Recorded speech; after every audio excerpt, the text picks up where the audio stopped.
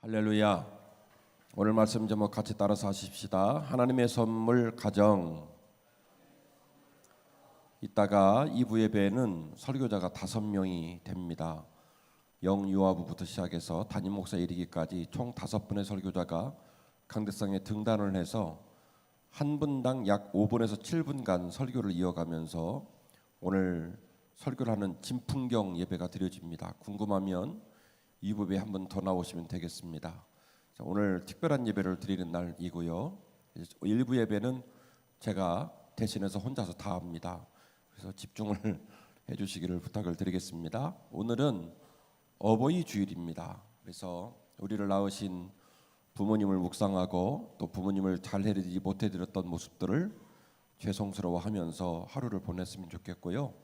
우리가 부모님을 왜 공경해야 되고 부모님의 눈물이 왜 소중한지를 깨달으려면 가정을 알아야 됩니다. 그래서 오늘은 하나님의 선물인 가정을 묵상하고 그 가정을 묵상함으로 말미암아 잃어버린 부모님의 사랑을 다시 한번 마음에 간직하는 귀한 하루가 되시기를 주의 이름으로 축원합니다. 첫 번째 나누고 싶은 가정의 구성원은 영유아부 아이들입니다. 이제 태어나가지고 초등학교에 입학하기 전까지의 단계에 있는 어린 아이들은 사실은 성인들에게 어떤 유익을 줄 수 있는 존재가 못 됩니다. 스스로 일어나 앉지 못하는 경우도 많고요. 스스로 일어나 앉은 자 한들 화장실 용변을 제대로 보기를 하나 밥을 제대로 챙겨 먹기를 하나 참 손이 많이 갑니다. 손이 많이 간다는 얘기를 넘어서 잠자는 시간 빼놓고는 집중적인 케어를 요구하는 사람들이 영유아부 아이들입니다. 어쩌다가 세상은 이 아이들을 불편하게 여기는 정서가 생겼어요. 그것은 죄의 꼬임에 넘어간 우리들의 어리석음이라고 저는 생각을 합니다. 악한 사탄마귀는 허다하다 결국 우리 품 안에서 태어날 소중하고 아름다운 다이아몬드 같은 아이들도 불편하게 여기도록 생각을 병들게 했다는 거죠. 그 아이를 낳아야 될 여인들은 자기 몸매가 망가지고 건강이 떨어지고 그리고 그 아이 때문에 희생할 것 때문에 아기를 낳지 않겠다고 말하는 희한한 세상을 만났고요. 그들의 아비는 산에도 가야 되고 취미생활도 해야 되고 자기 미래를 위해 투자도 해야 되는데 아기를 낳아가지고 그 아기한테 육아 비용을 투자하고 뒷바라지하는 것이 여간 부담된다는 그런 이상한 얘기를 하는 땅에 서게 되었습니다. 그런데 여러분 기억하세요. 영유아부 아이들은요 가장 완벽한 인간입니다. 제 말을 이해하십니까?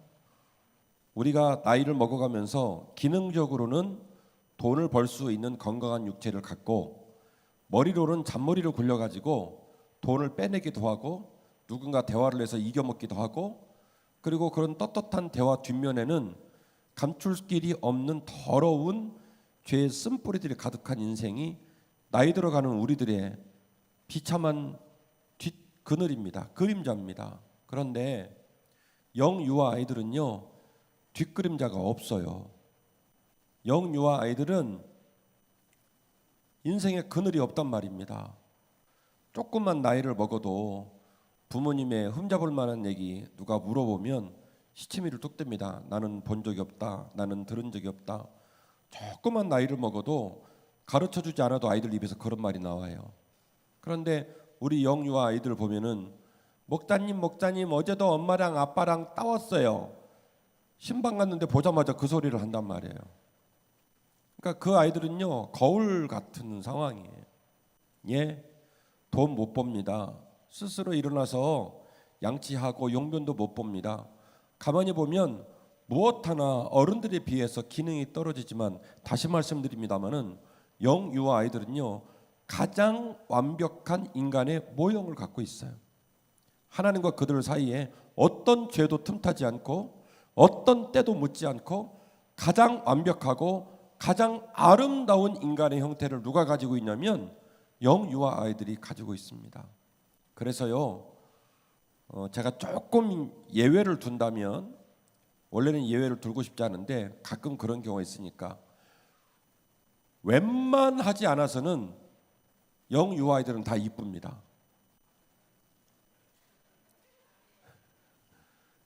어른들은요, 이쁘냐 안 이쁘냐가 딱 명백히 갈라집니다. 딱 보면 그냥 알려주지 않아도 점수가 딱 10점, 8점, 7점 막 다 나옵니다. 그런데 영유아 아이들은요, 웬만하지 않고서는 그냥 다 이뻐요. 그렇죠? 그리고 영유아 아이들이 막 인상 쓰는 거 본 적 있어요? 엄마 품에 안겨 있는 아기가 아기가 어른 보고 막 인상 쓰는 거 본 적, 대답을 못 하시겠어요? 영유아 아이들이 젖 먹으면서 막 인상 쓰고 이유식 먹고 막 이러면서 막 어른들한테 인상 쓰고 그런 적 본 적 있어요? 영유아 아이들은요, 기본적으로 여러분이 착각하는데, 인상을 쓴다는 걸 착각하는데, 우니까 인상 쓴다고 생각하는데, 우는 거는 아직 어른들의 삶에 대해 적응을 못해서 우는 거예요. 울 때 말고 이 어린아이들은 기본적으로 웃어요, 이렇게.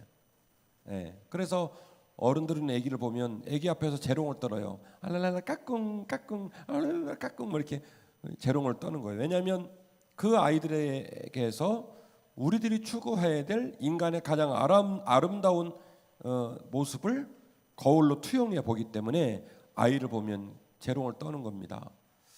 부부가 30년을 살고도 점점 말수가 없어지고 서로 관계가 좀 드라이해지다가도요, 그 집에다가 손녀가 생기거나 손자가 딱 생기잖아요. 그러면 부부가 완전히 분수가 됩니다. 금술이 좋아지고 말이 많아지고 여기저기 미소를 지으시는데 제 얘기에 공감을 하고 있다는 소리예요. 아이 하나가 돈도 안 벌어옵니다.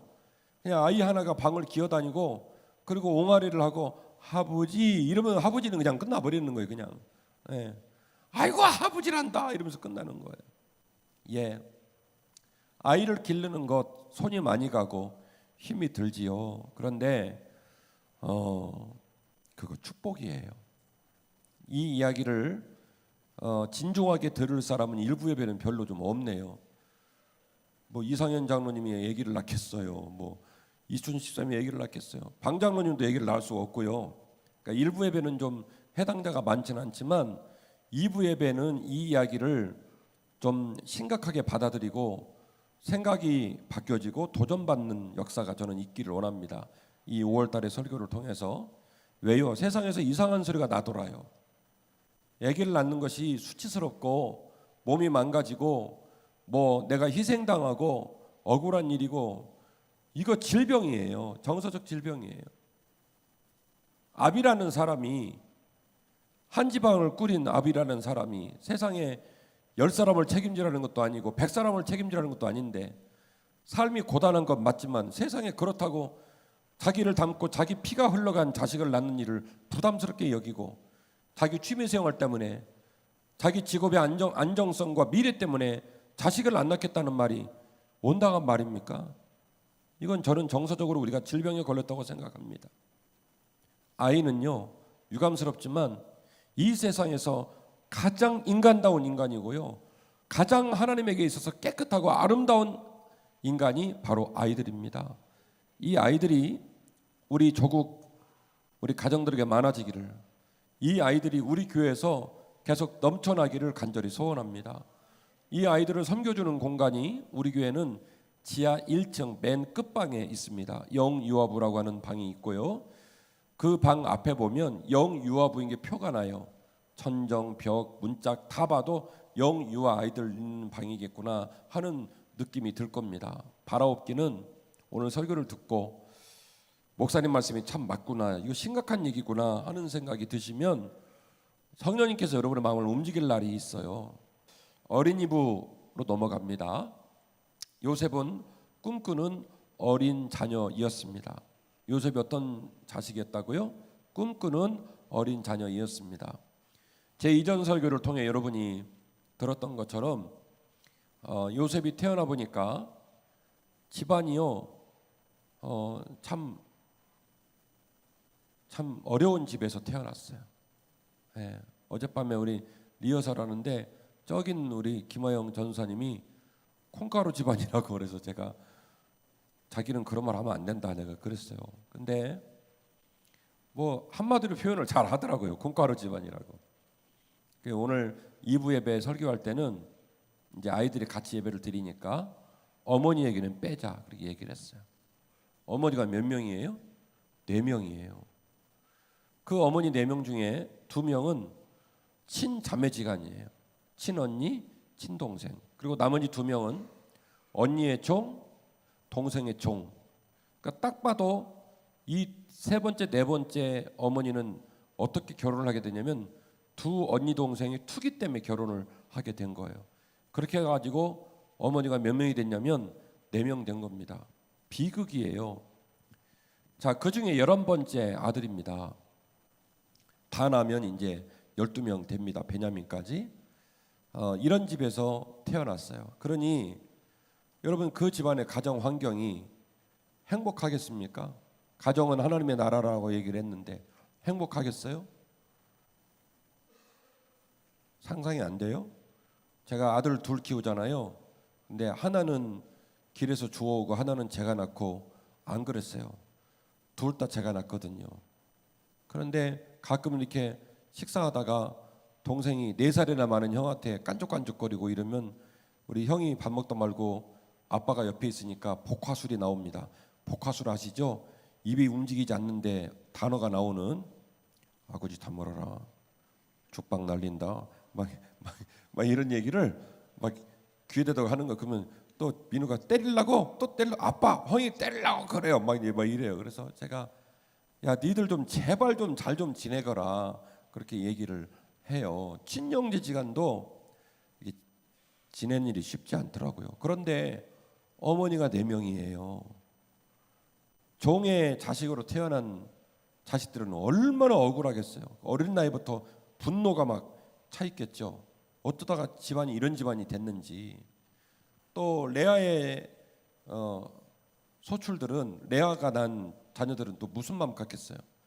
저 라헬 둘째 어머니 때문에 우리 어머니가 평생 그렇게 사랑받지 못하고 넘버 2 역할을 하고 얼마나 분노하겠어요. 그러니 그런 환경에서 자라는 11번째 아들인 요셉에게 꿈이 있을까요, 없을까요? 설명 더해요. 할 얘기가 많아요. 오늘 꿈이 있겠어요, 없겠어요? 꿈을 꿀래야 꿀 길이 없죠. 그 집은 절단난 집이에요. 소망이 없는 집이에요. 여러분 하루하루를 살아가면서 감사하는지 꿈을 꾸는지 절망하는지 모르겠습니다만은 여러분 왜 절망하십니까? 손들어 보세요. 어머니가 4명인 사람. 형제가 12명인데 어머니가 4명인 경우 있는지 손들어 보세요. 없잖아요. 예, 살다 보니까 아파요. 가족이 큰 병 걸려 병원 갈 때도 있고요. 사업이 망할 때도 있고요. 우리 건강이 안 좋고 우리의 삶에 질고 때문에 울어야 될 일이 왜 없겠습니까? 충분히 공감합니다. 그런데 그래도 우리는 꿈을 꿔야 됩니다. 아멘? 그래도 꿈을 꿔야 돼요. 지금 있는 자리에서 하나님께서 나에게 가장 필요한 은혜와 복을 주실 거라고 믿고 사람은 그런 거예요. 이 사람에게 이걸 줬는데 이 사람은 이게 복이 아니라고 생각할지 모르겠지만 내게 주셨을 때는 나한테는 너무나 소중한 복이 될 수 있는 거예요. 저 방배동에 목회하고 있는 우리 동료들이 뭐라고 하는 줄 아십니까? 어린이 주일이 돼가지고 그 아이들 어린이 주일 선물을 나눠주는데 최소 모나미로 우리나라에 있는 펜시 중에 그래도 브랜드 있는 펜시로 다 준비를 해서 이 아이들 선물을 나눠주는데 그 중에 3분의 2가 놓고 간다는 거예요. 그러니까 그거를 다시 걷어들이는 교사들하고 담당 목회자가 얼마나 가슴이 아프겠어요. 왜 놓고 갔냐? 우리 엄마 아빠가 그런 건 손에 들고 다니지 말라고 그랬다는 거예요. 이제 초등학교를 막 들어가는 애기들부터 외제 아니면 손에 대질 않는데 우리나라가 후진국입니까? 올림픽 하면 10위 안에 들어가는 나라입니다. 근데 이제 막 초등학교를 들어간 아이들이 외제가 아니고는 손에 들고 다니질 않는다는 거예요. 명품 아니면. 예, 누군가는 그게 복이 아니라고 말할지 모르겠지만 그러나 내게는 복이 될 수 있어요. 소중한 복. 그래서 반드시 꿈을 꾸시기를 주의 이름으로 축원합니다. 요셉은요 꿈을 꾸는 아이였어요. 우리가 아는 것처럼 해와 달 11별이 절을 하고, 그리고 저 밭 논에 있는 곡식단들이 절을 하고, 그래서 그 꿈을, 택도 없는 가당치도 않는 꿈을 요셉이 꿨어요. 여러분이 제 말을 알아들어야 되는데, 지금 제가 말씀드린 그런 형태의 꿈을 나머지 11 형제는 꿀까 안 꿀까요? 안 꿔요? 꾸는 날이 있죠. 우리 살아온 날을 생각해 보세요. 여러분 꿈 안 꾸셨구나. 꿈을 제일 많이 꿀 때가 뭐냐면 키가 막 쑥쑥 자랄 때예요. 그날 하루에 놀았던 게 꿈에 다 나와. 너무 이제 가물가물 하셔갖고 기억을 보다 안타까워요. 그날 학교 생활했던 거, 친구들이랑 놀았던 게 꿈에 다 나와요. 그리고 그때 말했던 꿈이 꿈에서 이루어져요. 대통령 돼서 막 나라를 다스리고, 그리고 이순신 장군은 400년 전 얘기인데 자기가 이순신 장군 돼가지고 또 11척의 배를 끌고 막 또 서해바다를 누비고 그런 기억이 없어요? 어릴 때는 사실은 꿈을 많이 꾸죠. 그런데 그 아침에 눈을 뜨고 나면, 꿈을 깨고 나면 아이고 개꿈 꿨다, 혹은 어젯밤에는 또 희한한 꿈 꿨다, 아주 그냥 저녁마다 스펙타클하다, 이렇게 말하고 말아요. 말을 안 하죠. 왜냐하면 현실에서는 불가능하다고 스스로 절망하기 때문에, 이건 안 된다고 생각하기 때문에 밤에 꿈을 꾸지만 그 꿈을 내 꿈으로 고백하지는 않습니다. 왜 형들이라고 그런 꿈을 안 꿨겠어요? 그런데 차이점은 뭐냐면, 요셉은요 가당치도 않은 그 꿈을 형들에게 고백하고 어머니 아버지에게 고백한 거예요. 그로 말미암아 죽방이 날라오고, 그로 말미암아 자기에게 불이익이 있다 할지라도 자기에게 주어진 꿈을 입술로 고백한 거예요. 내가 비록 이렇게 어려운 집에서 태어나서 어려운 유년기를 보내고 있지만 하나님께서 나와 함께 하시니 내 인생에도 꽃이 피고 내 인생에도 소망이 있을 줄 나는 믿는다, 이렇게 선포한 거예요. 우리 어린이들 마음에 세상의 논리와 세상의 합리성과 세상의 이야기들이 기록되기 전에, 우리 아이들의 세상의 방식과 세상의 언어와 세상의 정서로 마음이 가득하기 전에 오직 여호와의 말씀으로 우리 아이들을 가르쳐야 될 줄로 믿습니다. 우리 김하영 전사님을 중심으로 한 교사들이 지금도 열심히 아이들을 가르치고 있습니다. 이미 75명 넘는 사람이 예배를 드리고 있고요. 그래서 방 열고 들어가면은요 시큼한 호레비 냄새가 나요. 남자아이들이 많아갖고 막 찬양을 하면서 뛰면 겨드랑이에서 막 땀이 나고 막 이래가지고 막 아이들이 있는 방인데 시큼한 거예요. 그래서 아우성이에요. 유년부와 초등부를 나눠달라고. 왜냐하면 초등학교 1학년하고 초등학교 6학년은요 서로 말을 섞지 않습니다. 여러분은 진짜 남의 입장을 생각을 안 해요. 그 두 친구들은요 극명한 세대 차이를 겪습니다. 쓰는 언어가 다르고 인생관이, 가치관이 달라요. 그래서 6학년 아이들은요 1학년 아이들을 사람으로 보질 않습니다. 근데 그 아이들이 함께 앉아서 예배를 드리니까 얼마나 힘이 들겠어요. 목사님, 우리들에게 방 좀 주세요 얘기하는데 화장실 말고는 방이 없어요. 그래서 여러분, 우리 주일학교 아이들을 위해 기도해 주십시오. 더 열심히 우리 교사들이 매주일 석촌초등학교 앞에 가서 전도하고 있고 얼마나 열심히 뛰는지 몰라요.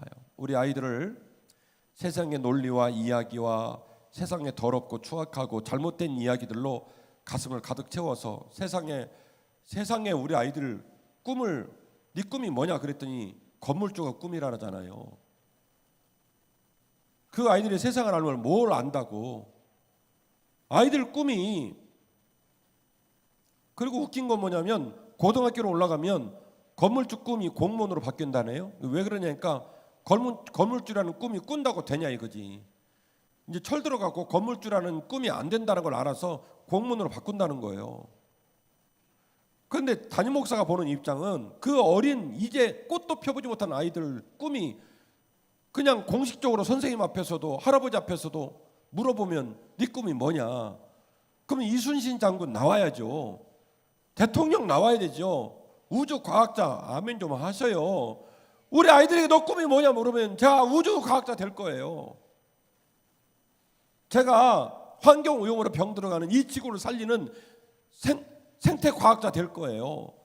막 아이들 입에서 세계를 어우르는 비전이 나와야죠.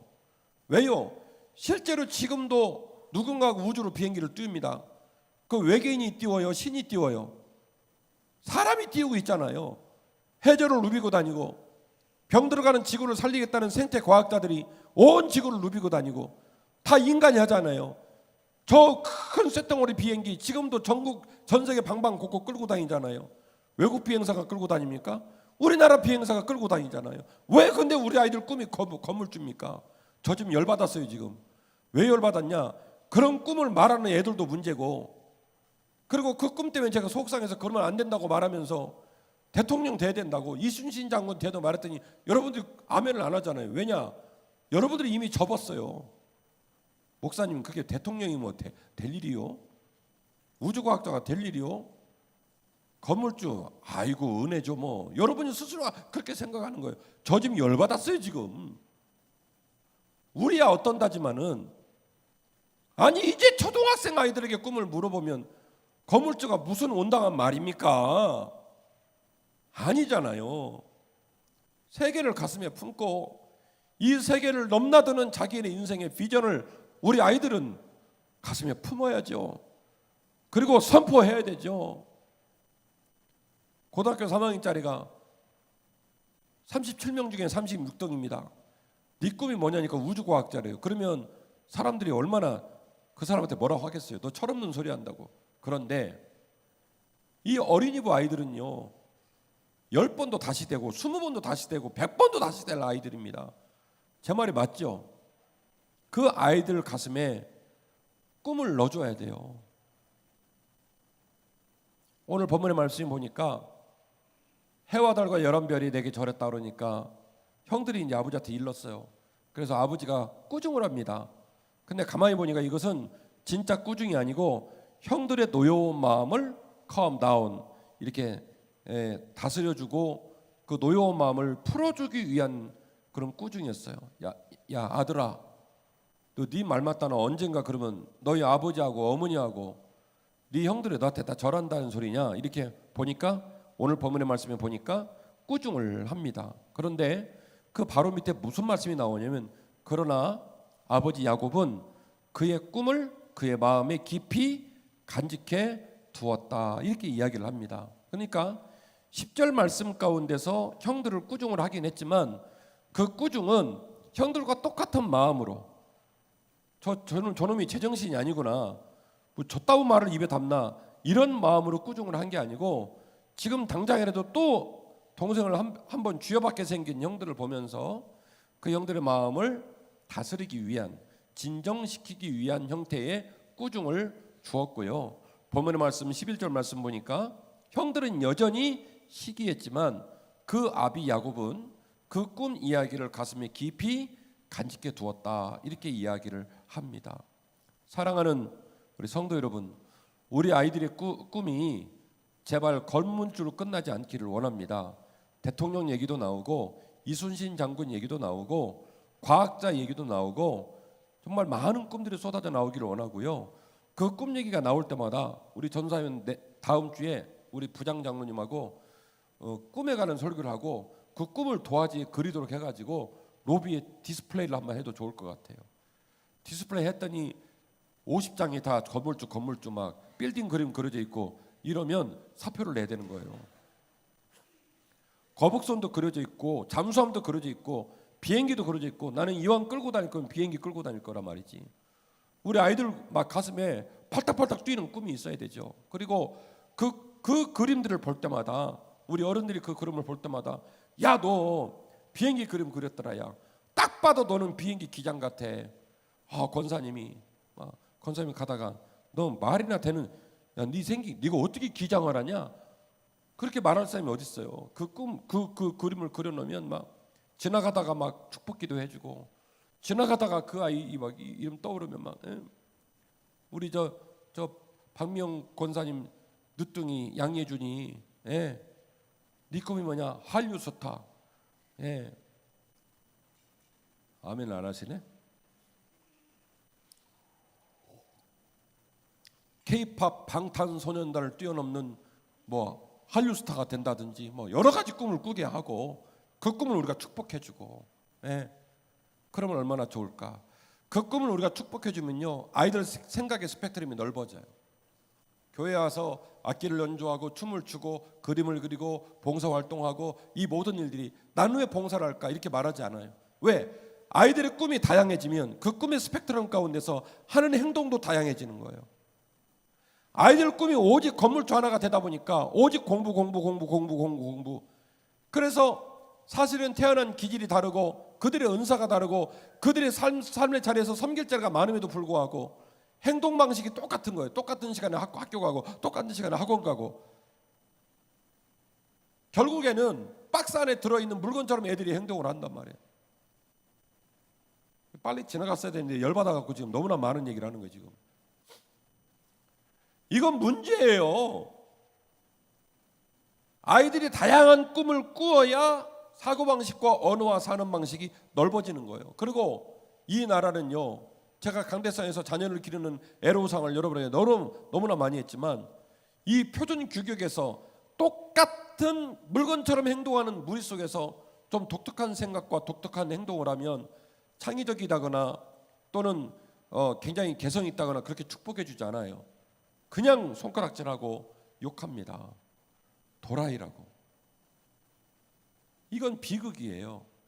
여러분이 그런 삶의 환경 속에서 묻혀 살다 보니까 제가 오늘 시간을 할애해서 그게 왜 안 되는 일인지 여러분에게 좀 설명하는 거예요. 납득이 됐을 거라고 저는 믿습니다.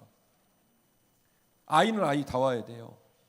아이들의 마음에 있는 꿈도 다양해야 되고 그들의 삶도 다양해야 되고 그들의 꿈이 다양하고 그들의 삶이 다양하다는 것을 어른들이 가슴에 담아내고 격려해 줄 줄 아는 그런 덕이 어른들에게 있어야 이 나라가 다시 민족 앞에 전 세계 앞에 꼽히는 나라가 될 줄로 믿습니다.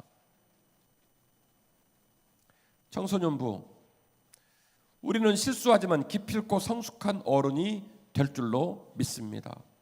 오늘 본문에 등장하는 요셉은 사실 17세입니다.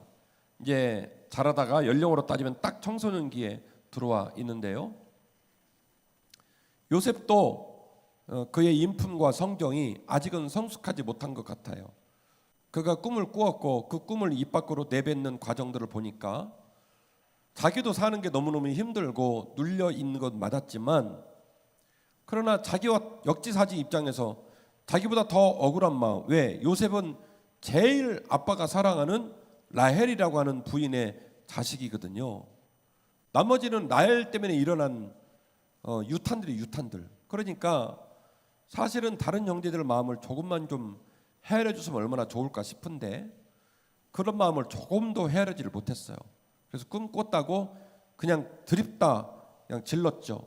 그냥 막 얘기하는 그런 모습을 볼 때 요셉도 그렇게 썩 성숙한 것 같지는 않습니다. 그리고 요셉이 이제 형들에게 팔려가는 과정에 등장되는 두 인물이 있습니다. 바로 루벤과 유다라고 하는 인물들인데요. 이분들은 이 레아의 소생들입니다. 라코스테, 필라, 파레가모, 구자 뭐 이런 거를 막 이제 막 입히니까 그리고 형들은 구르마포를 막 입히고 그러니까 형들이 너무너무 속이 상한 상황인데 채색 옷을 입고 파레가모나 페라가모요. 예. 뭐 그런 걸 말하자면 채색 옷을 입고 이제 들에 있는 형들을 요셉이 찾아옵니다. 그러니까 저 먼발치에서 딱 봐도 명품이고 반짝반짝 빛나는 옷을 입은 요셉 보니까 얼마나 화가 또 났겠어요. 잃어버렸던 분통이 올라오는 거죠. 그래가지고 형제들이요 그 요셉을 보자마자 말합니다. 죽여버리자. 저 자식 오늘 죽여버리자. 그러니까 이제 군중 심리가 작동이 돼가지고 얼써 뭐 해가지고 요셉을 죽이기로 작정을 합니다. 그러자 루벤이 우리가 그래도 형인데 동생 죽이면 어떡하겠냐. 여기 구덩이 하나 있으니까 여기다가 가두자. 그래가지고 요셉을 넣어요. 자, 여기서 제가 행간 읽기를 할게요. 본문에 안 나오는 이야기를 할게요. 아마 그 루벤의 마음이 이러지 않았을까. 야 임마, 형들 좀 입장 고려하고 말 좀 이쁘게 하지. 어쩌면 이놈아 네가 그렇게 막 분탕질을 하니까 형들이 저렇게 분해서 너 죽인다고 하잖아. 잠깐 들어가 있어. 이따가 점심에 짜장면 먹고 좀 흥분도 좀 가라치고 나면 집에 갈 때 얘들아 어떻게 우리들끼리만 가냐. 그래도 요셉이도 형제인데 불쌍하잖아. 저 밑에서 짜장면 먹는데 울고만 있더라야. 도닥거려가지고 나오게 해가지고 집에 갈 생각을 했어요. 제가 볼 때는. 왜냐하면 오늘 본문의 말씀을 읽어보면 나중에 잠깐 나갔다가 이 유다 때문에 요셉이 팔려가거든요. 그래 구덩이가 빈 모습을 보고 루벤이 막 울어요. 나는 어떻게 하면 좋냐고 막 웁니다. 그리고 유다는 또 이런 입장이에요. 구덩이에다가 이제 요셉을 넣어놨는데 딱 봐도 죽게 생겼거든요. 굶어서 죽든지 다시 끄집어내서 때려 죽이든지 이렇게 생긴 거거든요. 근데 딱 그때 마침 아라비아 상인이 지나가요. 그러자 유다가 제안을 합니다. 우리 손에 피를 묻혀서 동생을 죽인들 무슨 유익이 있겠냐. 그러니까 그러지 말고 이 사람들한테 팔자. 그래서 유다가 팔아요. 자, 좀 느낌이 오죠. 나머지 이 11명의 형들 얘기는 안 나옵니다만은, 그러나 우리는 깨달아야 돼요. 이들이 서로 불화하고 갈등하는 일 때문에 결국 비극적인 형제를 팔아먹는 일이 벌어지긴 했지만 원래 마음이 그러진 않았다는 거예요. 아직은 이 청소년기를 지나다 보니까 그의 인품들이 속 깊고 모든 일을 처리함에 있어서 인내와 배려와 존중과 뜨거운 사랑을 아직 못 배운 단계이기 때문에 가슴이 이렇게 맹놀이를 치면서 일어난 사고예요. 실제로 요셉은 팔려갔습니다. 많은 설교자들에게 등장된 11명은 형제를 팔아먹은 천하의 죽일 놈들이라고 얘기가 됩니다. 그러나 본문의 말씀을 들어가 보면 아직은 어려서 일어난 사고예요. 화가 났습니다. 죽이자고 말한 것도 사실입니다. 그러나 그들 마음 한켠에는 동생에 대한 미안한 마음, 동생을 사실은 죽이자고 말은 했지만 집에 갈 때는 데리고 가고 싶은 마음들이 있을 거라고 저는 생각을 합니다. 여러분, 우리 안에 있는 청소년들은 아직은 어른이 되지 못해서 신체적으로는 막 날마다 키가 크고 그 어느 때보다도 에너지가 막 나오다 보니까 이 에너지를 컨트롤을 못해요. 오죽하면 북한에 있는 김정은이가 중2 때문에 못 내려온다잖아요. 무서워가지고. 네. 그러니까 아이들이 얼마나 역동적이고 그리고 그로 말미암아 자꾸 집에서 소음이 나는지 몰라요. 그러나 우리 어른들이 그보다 더 큰 사랑으로 아직은 미숙한 우리 아이들을 품에 안아주시기를 주의 이름으로 축원합니다. 예, 그들이 그 미숙한 시기를 지나고 나면 더 깊어질 겁니다. 더 아름다워질 겁니다. 더 멋진 어른이 될 줄로 믿고 여러분이 꼭 아이들을 격려해 주시기를 부탁의 말씀을 드리겠습니다. 청년부입니다. 꿈의 길의 고난은 젊은 날의 훈장인 줄로 믿습니다. 꿈의 길의 고난은 젊은 날의 훈장인 줄로 믿습니다. 요셉의 꿈은 약 20여 년의 삶의 노정에 요셉에게 혹독한 인내와 도전과 기다림의 시간을 요구했습니다. 가나안에서 애굽으로, 그리고 애굽에서 보디발의 집으로, 다시 왕의 감옥으로 그의 인생은 칠전팔기처럼 넘어지고 또 넘어지고 그때마다 다시 일어나야 되는 혹독한 훈련과 시련의 땅이었습니다. 그러나 청년 요셉은 단 하루도 포기하지 않았습니다. 좌절하지 않았습니다. 그의 꿈이 이루어지기까지 하나님의 약속을 절대로 의심하지 않았습니다. 삶의 자리가 꼬꾸라지고 바뀌고 그 주변에 있는 사람과 환경이 계속해서 바뀐다 할지라도 요셉의 태도는 한결같았습니다. 그의 언어와 그의 기도와 그의 마음은 눈꽃만큼도 변하지 않았습니다. 그에게 주어진 혹독한 시련과 훈련의 과정을 온몸으로 감당해내면서도 요셉은 꺾이지 않았습니다.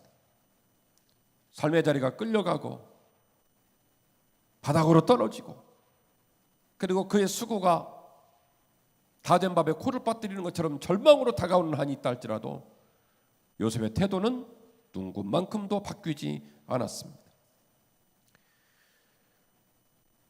그의 꿈이 이루어지기까지 하나님의 약속을 절대로 의심하지 않았습니다.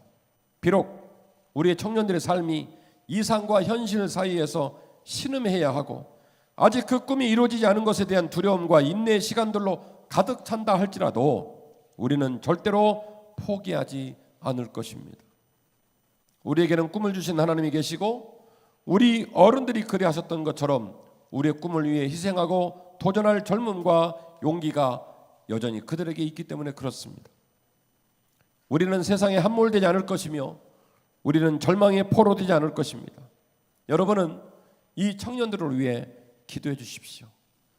그들의 꿈이 꺾이지 않기를, 그들의 삶의 발걸음이 멈추지 않기를, 어떤 시련과 역경이 있다 할지라도 그들의 젊음과 끈기로 그 모든 고난과 연단을 잘 이겨내고 훗날에 아버지보다 더 멋있는 아버지가 되어서 미숙했던 형들보다도 더 너른 가슴을 가진 동생이 되어서 아버지를 그 마음에 품어내고 11명의 형제들을 그 마음에 품어내고 그리고 출애굽 백성의 모형의 가장 중요한 인물이 요셉이 되었던 것처럼 우리 청년들이 그런 인생이 될 줄로 믿고 기대해 주시고 격려해 주시고 함께 동행해 주시기를 부탁의 말씀을 드립니다.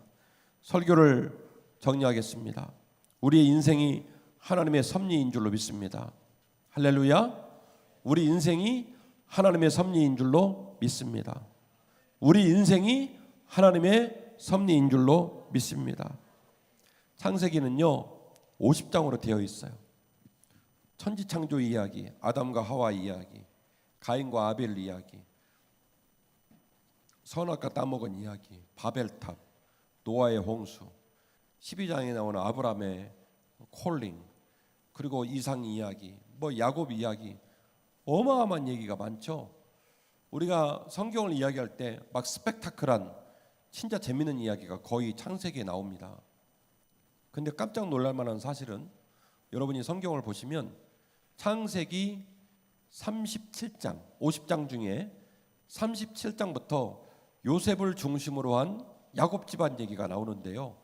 37장에서 마지막 50장 끝날 때까지 한 집안 얘기만을 기록을 해놨어요. 무려 몇 장을 썼냐면요 50장 중에 13장을 한 집안 얘기를 써놓은 거예요. 놀라지도 않으셔. 앞서 제가 얘기했잖아요. 우리가 알고 있는 어마어마한 얘기가 다 창세기에 나온다고. 그러니까 창세기가 굉장히 중요한 성경인데 그 중요한 성경 중에 50장인데 50장 중에 무려 13장을 한 집안 얘기를 기록하는데 할애를 다했다니까요. 그리고 그 집안 얘기가 13장 동안 기록되고 있는 이유는 한 인물 때문입니다. 누구냐면 요셉이라는 인물 때문이에요. 꿈의 사람 요셉. 그 말은 무슨 얘기냐? 창세 이후로 수많은 사람 이야기가 나옵니다만은 그 모든 사람들의 몸무게와 혼자서 맞바꿀 수 있는 몸무게를 누가 갖고 있냐면 요셉이 갖고 있다는 소리예요. 나중에 야곱이 죽고 이 요셉의 장례를 치르는 과정을 보면요 거의 국장급으로 장례를 치릅니다. 나중에 제가 이 부분만 가지고 설교를 또 할 날이 있겠지만 이 바로가 요셉의 아비의 장례를 거의 국장급으로 치러주면서 출애굽에서 가나안 땅을 들어가는 이 모티브를 여기서 마련을 하게 돼요. 이 어마어마한 일들이 누구로 말미암아 이루어졌냐면 요셉 때문에 이루어졌습니다. 시간상 빨리 말씀을 드린다면 50장 19절 이하의 말씀을 보면요 아버지가 죽자 형들이 요셉 앞에 다 무릎을 꿇어요. 죽을까 봐. 그러면서 아버지의 유언을 전해요. 나 죽은 다음에도 형들 몸에 손대지 말라고 했다고. 그런 얘기를, 그 구구절절한 얘기를, 여러분 유언이라고 하는 게 남한테 하겠어요? 당사자한테 하겠어요? 당사자한테 하죠. 형들 몸에 손대지 말라는 얘기를 야곱이 했다면 형들한테 얘기했겠습니까? 요셉한테 얘기했겠습니까? 요셉한테 얘기를 했겠죠. 그러니까 그 얘기를 했다면 요셉이 직접 들었을 터인데 형들이 그 얘기를 다시 곱씹든지 아니면 하지 않은 얘기를 전달하든지 그러면서 목숨을 구명하려고 해요. 그러자 요셉이 말해요. 너무 쫄지 말라고. 당신들이 나 팔아먹었지만 나는 원수를 갚지 않으니까 너무 쫄지 말라고. 용서해 줄게. 쿨하게 내가 용서해 줄게. 이런 식으로 답변을 안 해요. 뭐라고 말을 하냐면 형들 그만 울라고, 그만 두려워하라고. 이 모든 일들은 비록 형들이 나를 팔아먹었지만 이 모든 일들을 풀어서 말씀을 드리면 하나님께서 나와 우리 형제들을 위해서 이끌어 가신 하나님의 뭐요? 섭리였기 때문에 내가 팔린 것도 내가 고난당하는 것도 그 과정이 눈물 나고 힘든 일이었지만 지나고 나서 보니 이 모든 것들이 하나님의 섭리 가운데 있었던 것이기 때문에 나는 원망하거나 분노하지 않을 거니까 걱정하지 말라고. 내가 형들을 돌볼 뿐만이 아니라 형들의 자식까지도 다 돌보려니까 절대로 걱정하지 말라고. 그리고는요, 그가 위로하고 그것 때문에 울어요. 얼마나 마음이 아팠는지.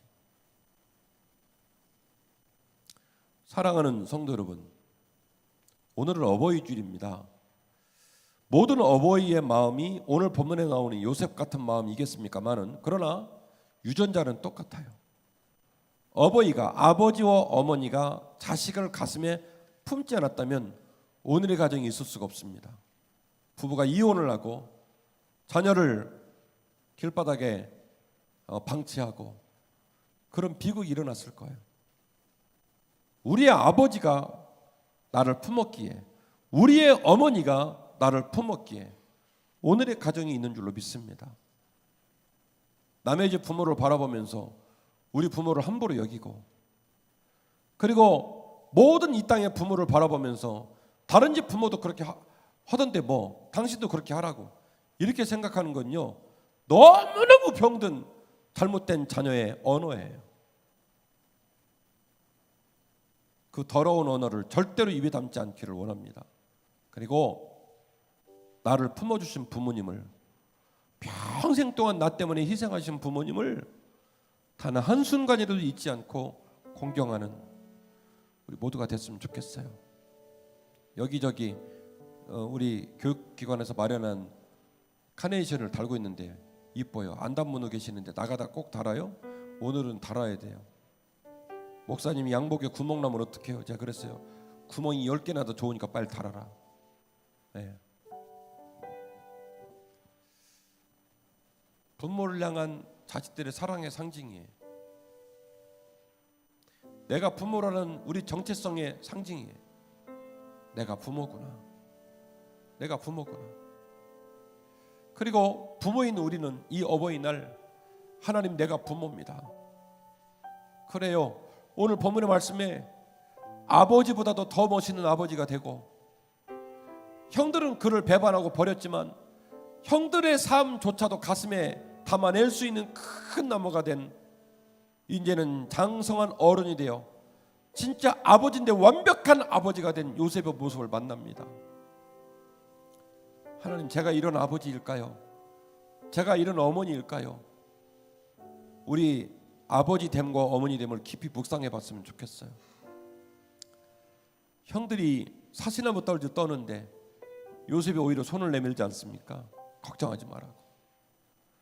형들도 내가 지키고 형들의 자식들도 지키라고. 여러분, 물어봅시다. 능력 없이, 돈 없이, 환경이 뒷받침이 안 되면서 11명이나 되는 형제들과 형제들의 자식 돌봐요, 못 돌봐요? 못 돌보죠? 이게 무슨 얘기냐? 그의 꿈이 그만큼 컸다는 거예요. 되든 안 되든 내 인생에 내가 기필코 그 목적지에 가겠다는 구체적 꿈이 그에게 있었다는 거예요. 사랑하는 성도 여러분, 우리가 아버지입니다. 우리가 어머니입니다. 요셉처럼 큰 나무가 될 수 없다 할지라도 우리의 가슴이 너른 가슴이 되고 깊은 가슴이 되고, 우리의 영성이 요셉보다 더 깊은 영성이 되어서 여전히 우리 가정을 영유아부, 어린이부, 청소년부, 청년부 그 모든 전 세대를 담아내고 있는 우리의 가정이, 그 꿈꾸는 아이들이 실제로 멋있는 어른이 되기까지 그들의 삶을 견인할 수 있는 멋있는 아버지와 어머니가 되어주시기를 주의 이름으로 축원합니다. 하나님의 선물 가정, 이 가정이 우리 가정이 되기를 원하고 이 가정이 한빛 가정이 될 수 있기를 주의 이름으로 축원합니다.